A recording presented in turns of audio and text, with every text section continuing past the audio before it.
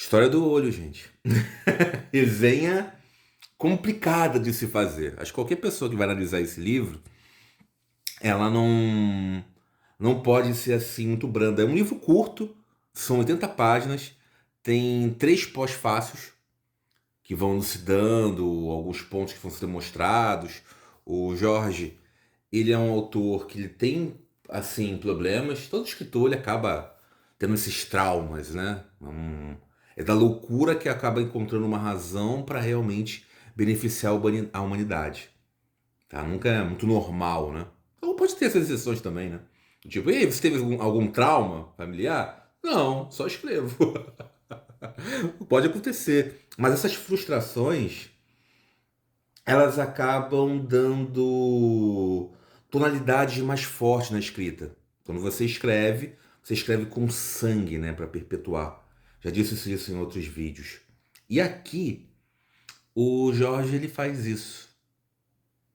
Tem a conotação sexual muito pungente, ou seja, o olho é o ânus, só que ele vai encarando, vai fazendo uma série de analogias.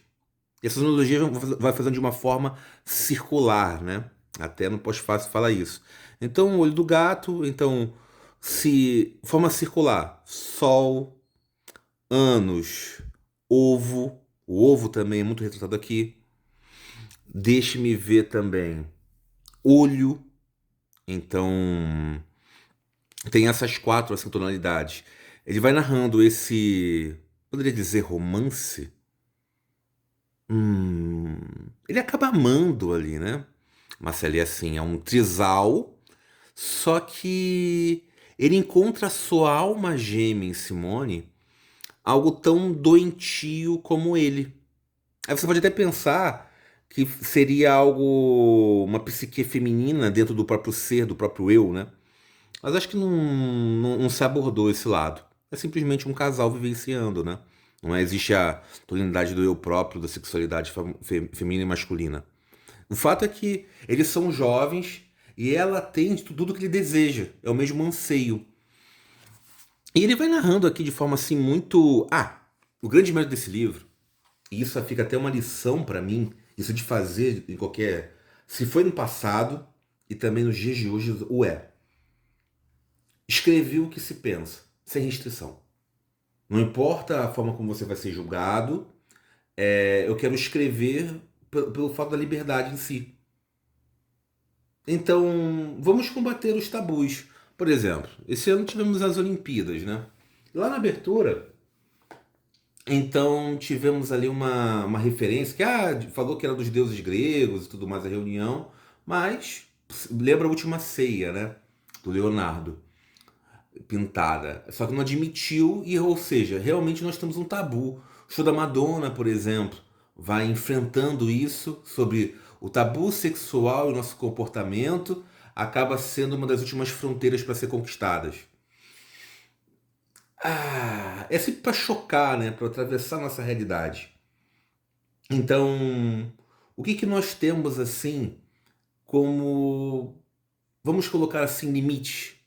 Então a arte, ela serve para você confrontar, para você restabelecer, para às vezes reafirmar os limites que foram feitos, do tipo, faz mais um rearranjo para poder melhorar. Nunca satisfeito. Isso também faz parte do que nós somos, né? Os humanos, eles evoluem. Então, a história, ela não é só crescente. Ela decai, volta, sobe, desce. Não vê? Iluminismo das trevas. E nós vamos evoluindo, então, justamente essas. Eu ia falar nem conquistas, né?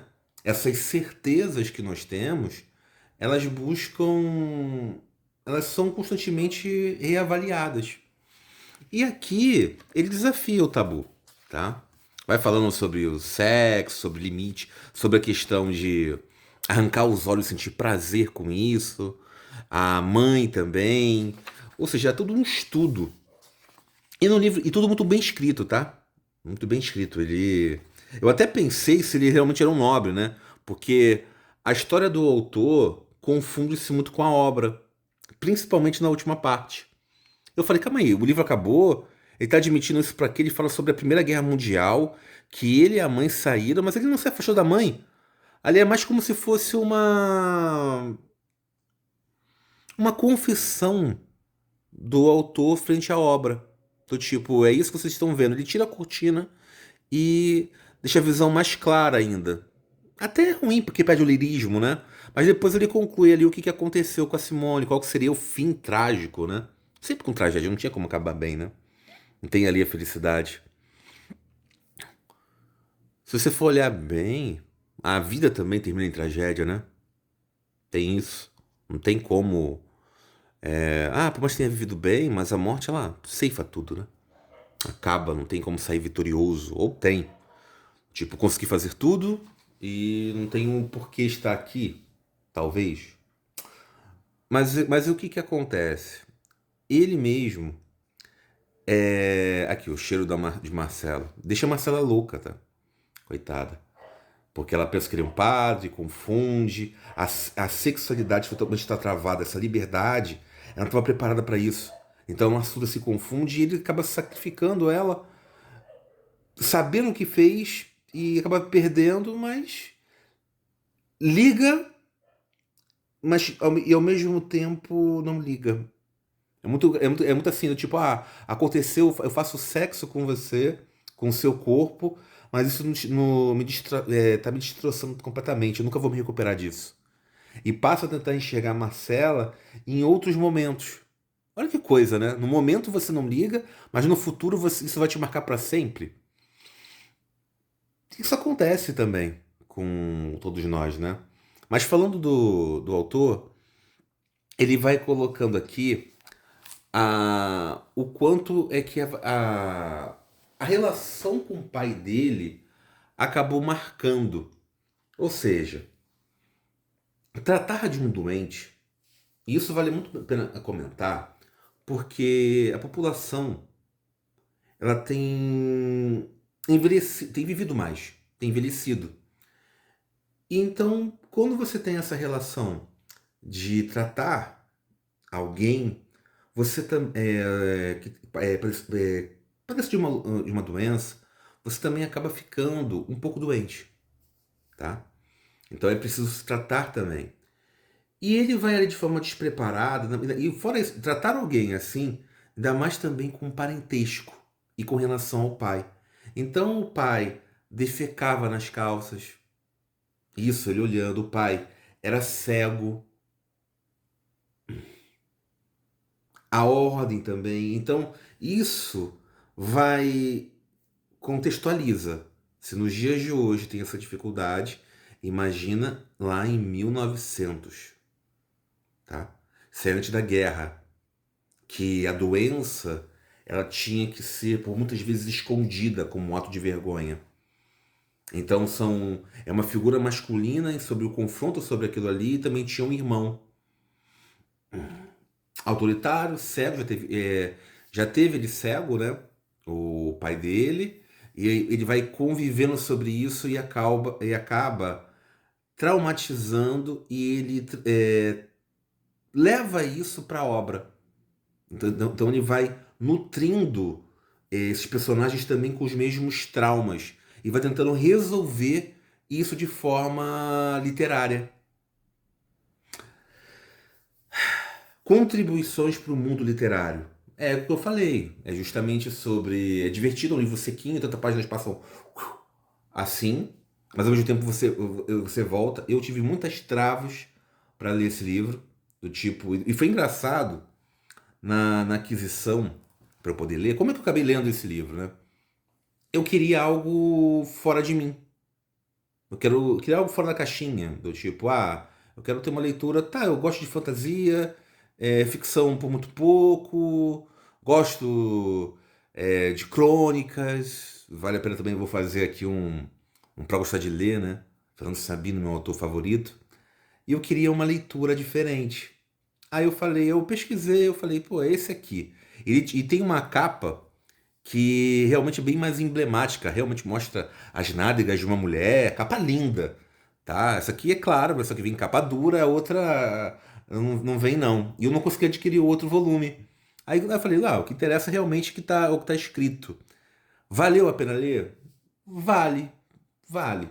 Mas é uma leitura que requer uma maturidade para você reconhecer esses elementos. De você. Vamos lá. Eu tenho um ponto. Eu tenho um ponto.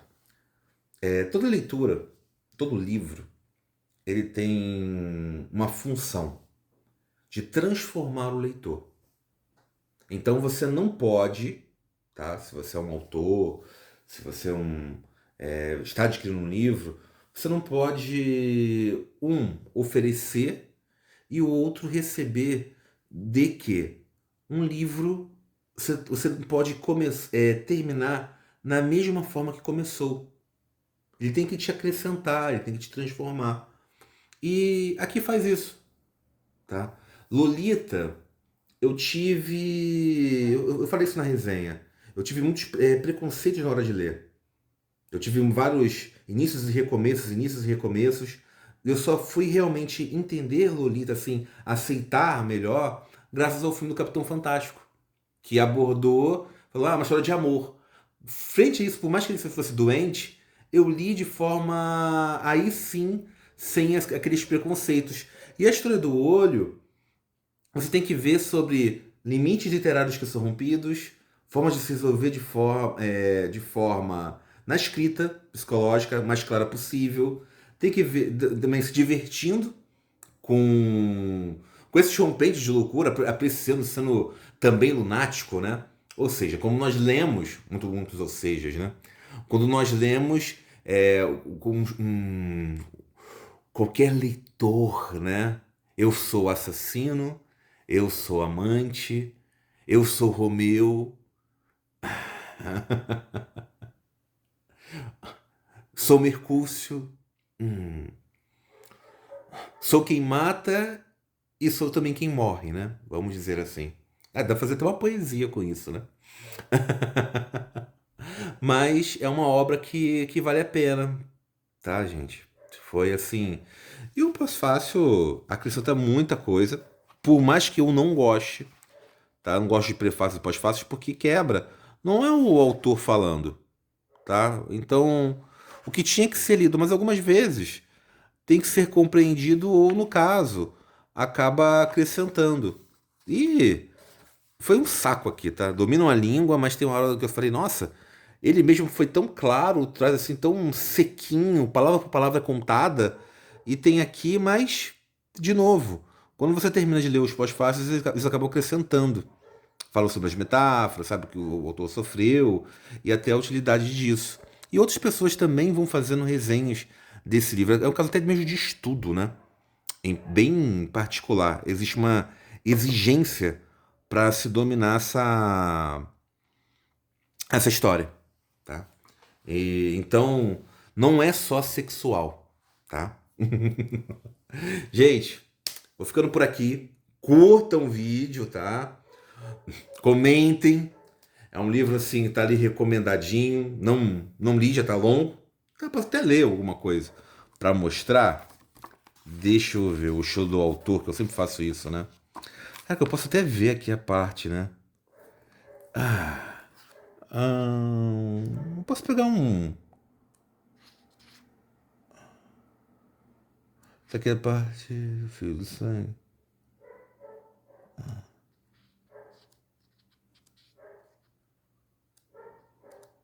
Tanto que ele vai utilizando os meios fantásticos para narrar. Então a história se mescla também nisso. Aqui, ó. Meus pais não haviam dado sinal de vida. Mesmo assim, achei mais prudente escapulir, prevendo a cólera de um velho pai, o tipo perfil de general caquético e católico. Regressei à casa pela porta de trás, a fim de roubar uma soma suficiente de dinheiro, certo de que aquele era o único lugar onde não me procurariam. Tomei banho no quarto do meu pai. Cheguei ao campo às 10 da noite, tentando deixar um bilhete para minha mãe em cima da mesa. Por favor, não mande a polícia atrás de mim. Levo comigo um revólver. A primeira bala será para o policial. A segunda para mim. Nunca procurei tomar o que se chama uma atitude. Queria apenas chocar minha família. inimiga irredutível dos escândalos. Mesmo assim, tendo escrito o bilhete levianamente e me divertindo com ele, não achei má ideia colocar no bolso o revólver do meu pai. Parece pessoal de laranja mecânica, né? Caminhei quase a noite inteira à beira-mar, mas sem me afastar muito de X, ou seja, não revela o local, né? Devido à sinuosidade da costa, queria me acalmar, caminhando. Meu delírio fazia reviver, contra minha vontade, os fantasmas de Simone, de Marcela. Pouco a pouco foi crescendo em mim a ideia de me matar, com um revólver na mão. Acabei por não atinar com o sentido de palavras como esperança e desespero. O cansaço me impunha uma necessidade de dar, apesar de tudo, algum sentido à minha vida. Eu só o teria à medida que eu conseguisse aceitar uma série de acontecimentos. Aceitei a obsessão dos nomes, Simone e Marcela. Por mais que risse, eu me inquietava, com uma disposição fantástica pela qual as minhas atitudes mais estranhas se misturavam sem cessar as delas. Dormi num bosque durante o dia. Cheguei à casa de Simone ao cair da noite. Entrei no jardim pulando o muro. O quarto da minha amiga estava iluminado. Joguei pedregulhos contra a janela. Simone desceu. Partimos quase sem dizer palavra, em direção ao mar. Aí vai falando aqui também, tem uma parte interessante, que ele mostra com o Cosmo, quando eles transam. É, tem um olho que é arrancado de um toureiro. Tem ali um religioso que acaba sendo ia falar assassinado, mas acaba sendo sacrificado. Ou seja, realmente vai atravessando o limite, gente. Vai atravessando o limite. Acho que já valeu a leitura, né? Então, o vídeo fica por aqui, tá bom? Até o próximo. Obrigado para quem curtiu. E tô indo, gente. Até mais.